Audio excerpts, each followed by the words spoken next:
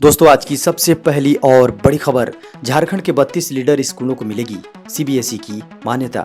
दोस्तों झारखंड के 32 लीडर स्कूलों को सीबीएसई की मान्यता दिलाई जाएगी। इसके लिए स्कूली शिक्षा और साक्षरता विभाग ने प्रस्ताव तैयार कर लिया है। नए शैक्षणिक सत्र से संबंधित लीडर स्कूलों को सीबीएसई की मान्यता देने की अपील सीबीएसई से की जाएगी। खबर है, देश में अब तक कुल 1.15 करोड़ मामले। जी हां दोस्तों, देश में कोरोना वायरस संक्रमण के अब तक कुल 1.15 करोड़ मामले सामने आ चुके हैं। केंद्रीय स्वास्थ्य मंत्रालय के अनुसार देश में कोरोना वायरस के अब तक कुल 1,15,99,130 मामले सामने आ चुके हैं। हालांकि इसमें से 1,11,30,288 लोग ठीक भी हो चुके हैं। देश में कोरोना के सक्रिय मामले बढ़कर 3,09,087 हो गए हैं। भारत में कोरोना से अब तक कुल 1,59,755 लोगों की मौत हो चुकी है। खबर है, झारखंड विधानसभा में भाजपा विधायक करेंगे कृषि कानून पर चर्चा का विरोध। दोस्तों झारखंड विधानसभा में सोमवार को बजट सत्र के मौके पर द्वितीय पाली में कृषि कानून को लेकर होने वाले वाद विवाद का भाजपा विधायक विरोध करेंगे। भाजपा प्रदेश मुख्यालय में रविवार को पत्रकारों से बातचीत में भाजपा विधायक दल के नेता बाबूलाल मरांडी ने कहा कि कृषि बिल अब कानून बन गया है, इस पर किसी भी तरह की चर्चा अब असंवैधानिक है। भाजपा विधायक सोमवार को विधानसभा में इस विषय पर अपना विरोध दर्ज कराएंगे। खबर है, जेबीवीएनएल ने दी एचईसी को बिजली काटने की चेतावनी। दोस्तों केंद्रीय एजेंसी डीवीसी की तरह बकाया बिजली भुगतान के लिए झारखंड सरकार और बिजली बोर्ड पर दबाव बनाती है, ठीक उसी अंदाज में अब झारखंड राज्य बिजली वितरण निगम केंद्र की इकाई एचईसी पर बकाया भुगतान के लिए दबाव बना रही है। बिजली वितरण निगम लिमिटेड के अनुसार भुगतान के लिए एचईसी प्रबंधक को 7 दिन का नोटिस देने की बात स्वीकारते हुए बताया गया कि अगर बिजली का बिल बकाया जमा नहीं होता तो बिजली काटना ही एकमात्र विकल्प है। खबर है, ऐसे हो सकते हैं निजी विद्यालयों के बच्चों का स्कूल फीस माफ। दोस्तों निजी विद्यालयों में पढ़ रहे हजारों छात्रों के अभिभावकों को जल्द ही बड़ी खुशखबरी मिल सकती है। आपको बता दें कि विद्यालय फीस को लेकर मचे चौतरफा बवाल के बीच सुप्रीम कोर्ट ने कहा है कि जिन छात्रों का स्कूल फीस पेंडिंग है स्कूल उसका न तो नाम काट सकते हैं और न ही परीक्षा में बैठने से रोक सकते हैं। प्राइवेट स्कूलों में फीस को लेकर सुप्रीम कोर्ट का यह आदेश राजस्थान से जुड़े एक केस में आया है, जिसे अब हरियाणा और पंजाब में भी लागू कर दिया गया है। आपको बता दें कि संभव है कि इस आदेश को झारखंड में भी लागू कर दिया जाए। बारात की गाड़ी और ट्रक में हुई आमने सामने की टक्कर, एक महिला की मौत, 6 लोग गंभीर रूप से जख्मी। जामताड़ा के नारायणपुर थाना क्षेत्र अंतर्गत गोविंदपुर साहिबगंज हाईवे पर बाराती गाड़ी तथा ट्रक में आमने सामने की टक्कर से दूल्हा के महिला रिश्तेदार की मौके पर ही मौत हो गई, जबकि 6 लोग गंभीर रूप से जख्मी हो गए, जिन्हें प्रारंभिक इलाज के लिए नारायणपुर अस्पताल में भर्ती किया गया, जहां से कुछ को पीएमसीएच धनबाद तथा कुछ को सदर हॉस्पिटल जामताड़ा रेफर किया गया है। खबर है, झारखंड के मुख्यमंत्री श्री हेमंत सोरेन ने दिया आश्वासन, कहा खुदाई स्थल को किया जाएगा संरक्षित। दोस्तों झारखंड के बहोरनपुर में भारतीय पुरातत्व सर्वेक्षण विभाग की ओर से खुदाई में निकल रही मूर्तियों को संरक्षित करने के लिए सीएम हेमंत सोरेन ने विधायक मनीष जायसवाल को भरोसा दिलाया है। आपको बता दें कि सदर विधायक मनीष जायसवाल ने झारखंड विधानसभा के पटल पर इस मामले को लाया था। विधायक ने इसे संरक्षित करने के लिए विशेष म्यूजियम का निर्माण करने और राष्ट्र के अन्य धरोहरों की भांति इस पुरातात्विक स्थल को भी राष्ट्रीय धरोहर मानकर इसका संरक्षण पुरातात्विक सर्वेक्षण विभाग के अधीन किए जाने की मांग की। खबर है, क्रिकेटर एमएस धोनी का रांची में खुला आउटलेट, उद्घाटन होते ही लगी हजारों की भीड़। दोस्तों धोनी की फार्म हाउस की ऑर्गेनिक सब्जियां बाजार में आ चुकी हैं। लोगों के बीच उनके खेतों की सब्जियों की डिमांड कितनी है, इसका अंदाजा इससे ही लगाया जा सकता है कि जैसे ही रांची में उनका आउटलेट खुला, वहां पर खरीदारों की भीड़ लग गई। रांची में धोनी के ईजा फार्म की पहली दुकान खुली, जिसका उद्घाटन रविवार को हुआ। आउटलेट का उद्घाटन धोनी के सबसे करीबी दोस्त परमजीत सिंह ने किया। आउटलेट में ऑर्गेनिक सब्जी फल के अलावा डेयरी उत्पादों को भी रखा गया है। खबर है, झारखंड के स्वास्थ्य मंत्री श्री बन्ना गुप्ता ने किया स्वर्णरेखा सफाई अभियान की शुरुआत। दोस्तों झारखंड के स्वास्थ्य मंत्री श्री बन्ना गुप्ता ने रविवार सुबह स्वर्णरेखा नदी पर स्थित दुमुहानी घाट पर स्वर्णरेखा सफाई अभियान की शुरुआत की। सुबह 7 बजे से 9 बजे तक चले इस अभियान में स्वास्थ्य मंत्री बन्ना गुप्ता स्वयं नदी साफ करने उतरे।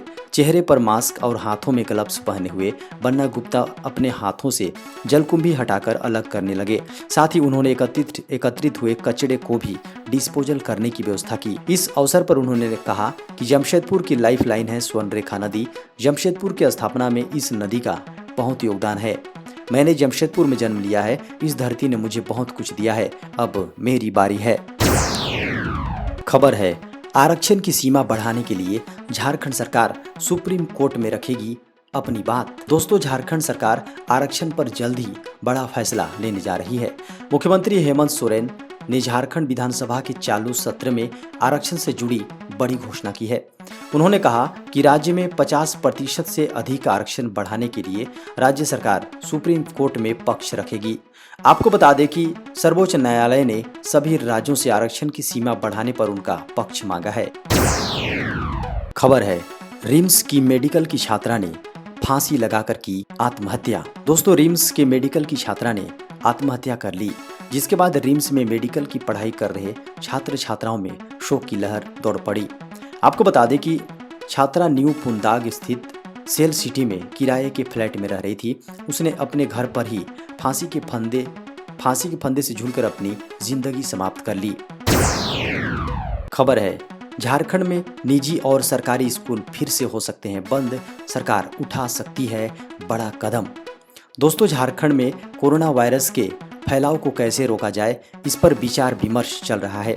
अधिकारियों का फोकस इस बात पर है कि झारखंड की आर्थिक गतिविधियां चलती रहें और कोरोना नियंत्रित रहे। अब विभाग में यह चर्चा तेज है कि झारखंड में स्कूलों को फिर से बंद रखने पर निर्णय हो सकता है। खबर है, यातायात के इस नियमों का पालन नहीं करने पर हो सकता है 1 साल की जेल। दोस्तों, सड़क परिवहन और राजमार्ग मंत्रालय ने जानकारी देते हुए कहा है कि सार्वजनिक स्थान पर रेसिंग और तेज वाहन चलाते हुए पकड़े जाने पर पहले अपराध पर 5,000 रुपये का चालान और 3 महीने की जेल की सजा हो सकती है। लेकिन आगे भी फिर इस नियम का उल्लंघन करते हुए पाए जाने पर 10,000 रुपये और 1 साल की जेल तक हो सकती है। खबर है, लोकसभा स्पीकर ओम बिड़ला कोरोना से संक्रमित, दिल्ली में एम्स कोविड सेंटर में भर्ती। दोस्तों, लोकसभा स्पीकर ओम बिड़ला कोरोना संक्रमित हो गए हैं और एम्स दिल्ली में भर्ती हैं। अस्पताल ने इसकी जानकारी दी है।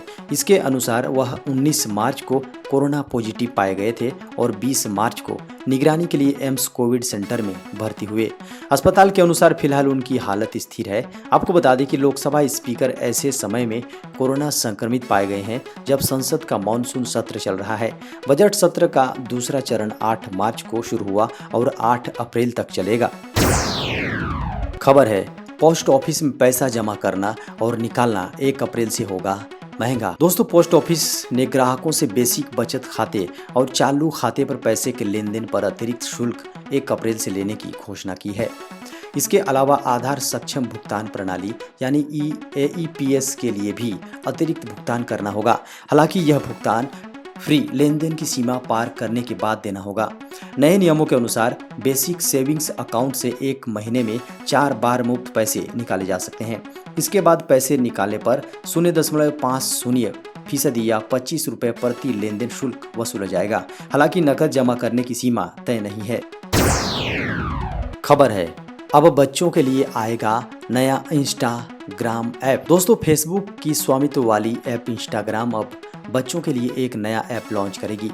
यह खास तौर पर 13 साल से कम उम्र के बच्चों के लिए होगा। इंस्टाग्राम के 2 वर्जन पर काम कर रहे हैं। एक वर्जन 13 साल से ज़्यादा उम्र के लोगों के लिए होगा, जबकि दूसरे वर्जन में 13 साल से कम उम्र के युवाओं को सुरक्षित मोड से इंस्टाग्राम के इस्तेमाल को बढ़ावा दिया जाएगा। जो पहली बार इंस्टाग्राम का इस्तेमाल कर रहे हैं, यह जानकारी इंस्टाग्राम प्रोडक्ट के वाइस प्रेसिडेंट विशाल शाह बजफीड को दिए इंटरव्यू में किया है। खबर है, यूपीएससी में बिना एग्जाम के बन सकते हैं ऑफिसर। आवेदन की अंतिम तिथि है आज। दोस्तों, संघ लोक सेवा आयोग यानी यूपीएससी के तहत विभिन्न मंत्रालयों में इन पदों पर आवेदन करने की आज आखिरी तारीख है। इच्छुक एवं योग्य उम्मीदवार जो अभी तक इन पदों के लिए आवेदन नहीं किए हैं, वे यूपीएससी की आधिकारिक वेबसाइट upsc.gov.in पर जाकर अप्लाई कर सकते हैं। इन पदों पर उम्मीदवार 22 मार्च तक या उससे पहले आवेदन कर सकते हैं। जिन मंत्रालयों में रिक्त पदों को भरा जाना है उसमें कृषि और किसान कल्याण मंत्रालय, वाणिज्य और उद्योग मंत्रालय जैसे कई मंत्रालय शामिल हैं। खबर है, स्वास्थ्य मंत्री हर्षवर्धन ने कहा, बड़े टारगेट पूरा करने की दिशा में बढ़ रहा भारत। दोस्तों, केंद्रीय स्वास्थ्य मंत्री हर्षवर्धन ने शनिवार को ट्यूबरकुलोसिस यानी टीबी को पूरी तरह से खत्म करने के लिए सरकार की राजनीतिक प्रतिबद्धता की पुष्टि की और कहा कि उन्होंने 2025 तक देश में इस बीमारी को खत्म करने को उच्च प्राथमिकता दी है।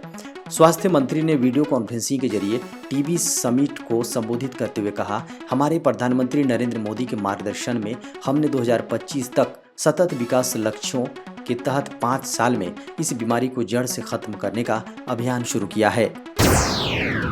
खबर है, पश्चिम बंगाल चुनाव के लिए बीजेपी ने जारी किया घोषणा पत्र। दोस्तों, गृह मंत्री अमित शाह ने पश्चिम बंगाल विधानसभा चुनावों के लिए भारतीय जनता पार्टी का घोषणा पत्र जारी कर दिया है।